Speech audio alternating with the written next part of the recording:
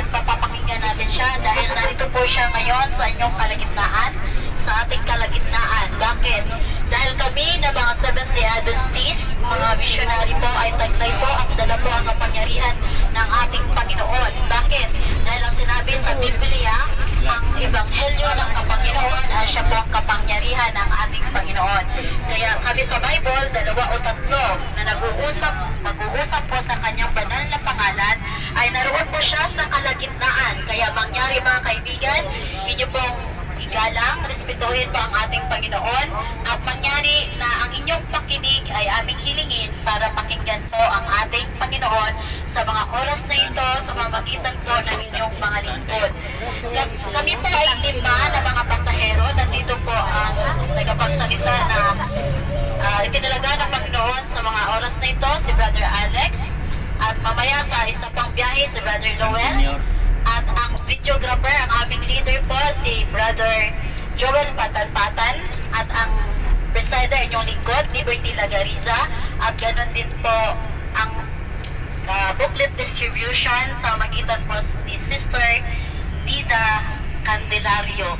Narito kami hindi humingi ng mga offering or anumang halaga sa inyo, kundi bagkos kami po po'y magbibigay ng ganitong aklat, kasaysayan ng pag-asa. Dito po masasagot kung paano naging sobrang gulo ang ating mundo, bakit mayroong pagdurusa, saan galing ang kasamaan, may katapusan pa ito. Ito po'y nakakarinig po kung ano pong stress sa ating buhay. Kaya kung mangyari mga kapatid, inyo po itong matanggap, gugulin po ninyo ang panahon at oras na basahin po ito at pagkatapos po ninyong mabasa ay maaari din po ninyong ibigay sa iba bilang inyo din pong ministeryo. Kami rin po lubos na nagpapasalamat sa ating Panginoon sa butihing driver, ng konduktor, ng inspector sa pagpapahintulot, higit sa lahat sa ating Panginoon. At ganoon din po sa mga sponsors sa iba't ibang dako ng mundo. Ayan. At ganoon din po dito sa Pilipinas. Lubos po kami nagpapasalamat sa inyo dahil po hindi po kayo nagkait ng inyong pong mga financial na suporta para po sa booklet na ito upang maibahagi po natin sa mga nais mabahagi na ng ating Panginoon. Yes, maraming salamat po. At sa mga oras na ito, kami po ay maghahandog ng kaunting programa upang po ating pakinggan ang ating Panginoon sa magitan ng awitan at ng ganoon din po sa pakikinig ng salita niya.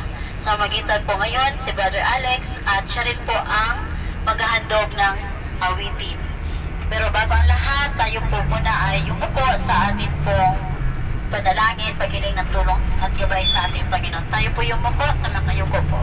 Tayo manalangin, O Diyos amang banal, higit na makapangyarihan ka po sa lahat na nasa kataas-taasan at kabanal-banalang dako ng mga langit na nagbigay po ng pangyarihan sa kanya pong mga tao upang isulong ang katawan ng ang Panginoon, ang pabalita ng kaligtasan upang sa ganon kaming lahat ay magkamit ng kahabagan sa mga oras na ito, Panginoon. Hindi po karapat-dapat ang ilan sa amin at gayon din po ang inyong lingkod sa papakalat na ganitong paglilingkod o Ama. Nawa, Panginoon, kami po'y patawarin sa aming mga kalikuan, sa aming pong mga pagkakasala sa isip, sa ito at sa gawa sa aming kapwa, higit sa inyong Panginoon, upang magiging karapat-dapat po ang aming paglilingkod. Tulungan po ang bawat isa sa amin, buksan ang aming puso't kaisipan, maunawaan po namin ang nais niyong pahatid sa mga oras na ito at gayon din ang amin pong mga tagapagsalita, Panginoon, at pag-awit.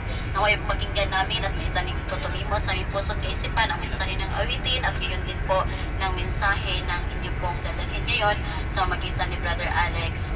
At ganoon din po ang aklat na babasahin, pagpalain niyo po sa kanilang mga kamay kapag ito'y natanggap nila, bigyan po sila ng karunungan at kasigasigan na buksan po nila ang aklat na ito upang basahin. At kami po ingatan sa aming biyahe patungo sa aming paruroonan makarating kami ng ligtas. Ang ingatan din po ang bus na ito.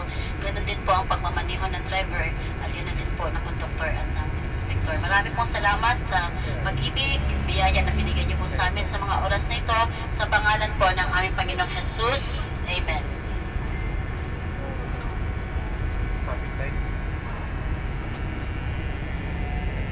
Bago din po pala tumayo si Brother Alex, akin din po kayong hinihimok na sundan kami sa aming page sa Public Preaching Ministry page at ganoon din po sa Joel Sharing Hope.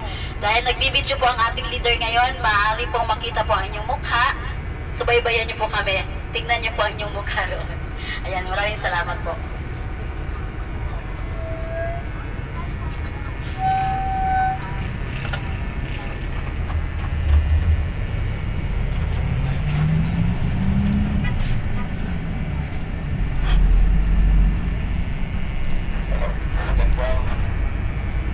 Magandang hapon po sa inyo lahat, mga pinabaan ko na mga kapwa pasahero.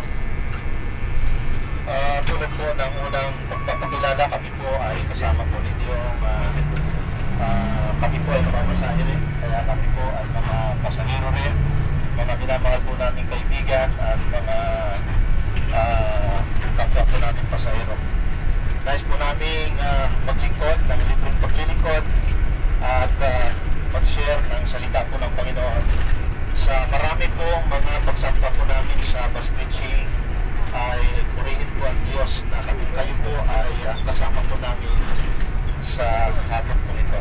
Ngunit bago po natin mapapakinggan ang mensahe po ng Panginoon natin pong ilalahad, nais ko pong mag-alay muna ng tanging bilang o special number.